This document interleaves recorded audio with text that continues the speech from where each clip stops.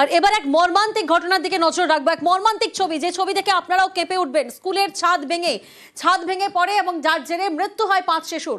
রাজস্থানের এই ছবি, রাজস্থানের ঝালোয়ারে স্কুলের ছাদ ভেঙে বিপর্যয়।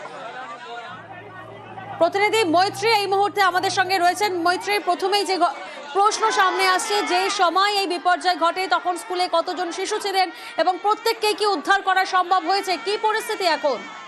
দেখো, এখনো পর্যন্ত কিন্তু 60 থেকে 70 জন শিশু আটকে পড়ার আশঙ্কা করা হচ্ছে। ইতিমধ্যেই কিছু শিশুকে উদ্ধার করা হয়েছে এবং তার মধ্যে অন্তত 5 জন শিশুর মৃত্যু হয়েছে বলে জানা গিয়েছে প্রশাসন সূত্রে। ঝালাবাড়ির এই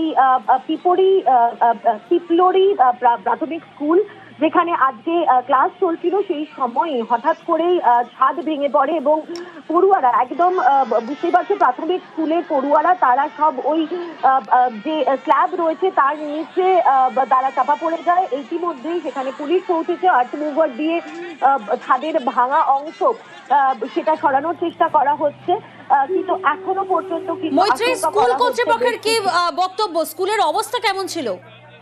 দেখো, এখনো পর্যন্ত এই বিষয়ে স্কুল কর্তৃপক্ষের বক্তব্য আসেনি। তারা প্রাথমিকভাবে তারা যেটা জানাচ্ছেন যে স্কুলের কিছু সমস্যা ছিল, কিন্তু এভাবে যে ছাদ ভেঙে পড়তে পারে সেই আশঙ্কাও তারা কোনোদিনও করেননি।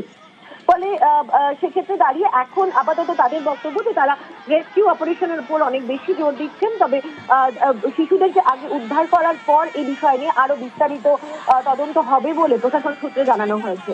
বেশ।